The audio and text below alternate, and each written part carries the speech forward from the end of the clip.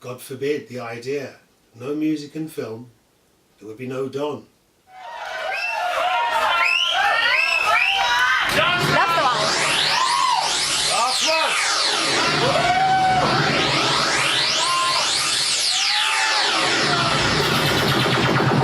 It's the order of the day from your boss DJ.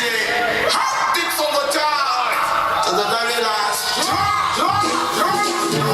Like many young people, I got into fashion and clothes, flunked out of school, ended up working on the King's Road, Chelsea, and in the mid-70s found myself managing a store called Acme Attractions.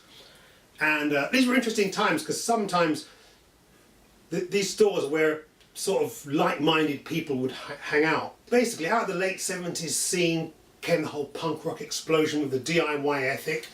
And when my white mates were picking up guitars, I wanted to pick up something too. Picked up a Super 8 camera and sort of reinvented myself as Don Letts the filmmaker. But it was never really planned. Kind of wanted to get into it, but didn't see a way forward until punk rock happened. Basically, I was drawn towards music and film, and particularly combining the two elements together. That spoke to me, and I saw that it obviously spoke to people as well. So I've managed to kind of eke a living out of combining these two elements. You know, in my time, I've made about, I don't know, 300-400 music videos, shitloads of documentaries. This is a public service announcement with guitar! 2 feature films, and yeah, I'm still clawing away at it today, but it's the way I express myself. Bob came along at a time in my life when, you know, my generation, I mentioned I was a first generation British born black, which kind of rolls off the tongue now, but in the early mid-70s that was a confusing concept. And then Bob came along and captured our hearts and our minds and our feet, and yeah, he was a major inspiration to me, so much so that after one of his gigs at the Lyceum, a famous gig, I got in my car and followed Bob and the band back to their hotel and kind of just hustled my way into the hotel with the rest of them. And as the night proceeded, Bob's reasoning and smoking with all the elder rustas from London, and you know, like 3 o'clock in the morning, he'd out-smoked and out-reasoned everybody in the room, and he sees me sitting in the corner with my tiny bag of weed, and he summons me to the table and proceeds to out-reason and out-smoke me.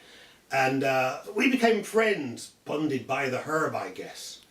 But a big part of my life, and a lot of people's. What's been the most exciting moment of my life? I hope I haven't had it yet. You know, making Dancehall Queen, you know, that, it was a lot to be inspired by a film like Harder They Come, and then years later be able to take something back to the island that would put them on the map or continue their place in the map once again. You know, getting a Grammy weren't bad. But so was, you know, working with a lot of the bands that I've worked with. I mentioned Gil Scott-Heron, George Clinton, you know. I mean, the list goes on and on. You know, Patti Smith dragging me on stage for the first time I'd never been. You know, it's pretty up there. Man, I can't imagine growing up and missing punk rock and hip hop and all that stuff. Man. I take drugs to get drunk.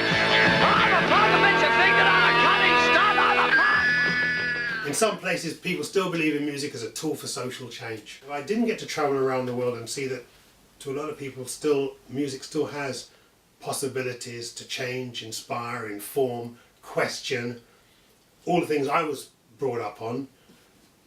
Yeah, if I didn't do that, I'd top myself, because like I say, I think the Western culture has become quite conservative. And to me it feels like punk never happened, man, I've got to be honest.